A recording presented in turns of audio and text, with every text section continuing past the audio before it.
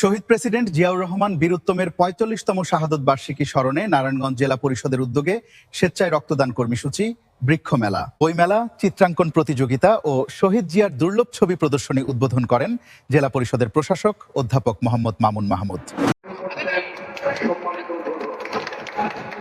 বহুদলীয় গণতন্ত্রের প্রবক্তা, বাংলাদেশ জাতীয়তাবাদী দলের প্রতিষ্ঠাতা, মহান মুক্তিযুদ্ধের ঘোষক শহীদ রাষ্ট্রপতি জিয়াউর রহমানের ৪৫তম শাহাদাত বার্ষিকী উপলক্ষে নারায়ণগঞ্জ জেলা পরিষদ কর্তৃক আয়োজিত আজকের এই শিশুদের জিয়াউর রহমান সাহেবের বর্ণাঢ্য কর্মময় জীবনের উপরে শিশুদের চিত্রাঙ্কন প্রতিযোগিতা, রক্তদান কর্মসূচি, রেড ক্রিসেন্ট আয়োজিত রক্তদান কর্মসূচি এবং জিয়া স্মৃতি পাঠাগার নারায়ণগঞ্জ জেলার উদ্যোগে বই মেলা এবং আমাদের যে নারায়ণগঞ্জের নার্সারি অ্যাসোসিয়েশন আছে তাদের মাধ্যমে আমরা জেলা পরিষদের পৃষ্ঠপোষকতায় আমরা বৃক্ষ মেলার আয়োজন করেছি। 7 দিন ব্যাপী এই মেলা চলবে এবং আমরা মনে করি শহীদ রাষ্ট্রপতি জিয়াউর রহমান দেশের জন্য, জাতির জন্য, জাতির কল্যাণে যেভাবে কাজ করে গেছেন, আমরা তার দলের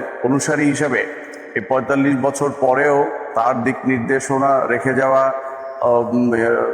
নীতি নৈতিকতা আদর্শকে ধারণ করে আমরা তাকে শ্রদ্ধা ভরে স্মরণ করছি এবং পুরা জাতি তাকে এভাবেই স্মরণ করে। আজকেও আমরা জেলা পরিষদের উদ্যোগে এই যে এখানে আমাদের অসংখ্য জেলা বিএনপি এবং অঙ্গ সংগঠনের অসংখ্য নেতাকর্মীরা এখানে উপস্থিত হয়েছে এবং 7 দিন ব্যাপী এই মেলা যেহেতু চলবে, যে যখন সুযোগ পাবে এই মেলায় আসবে, তারা বই কিনবে এবং বৃক্ষ মেলা উপভোগ করবে এবং গাছ লাগাবে।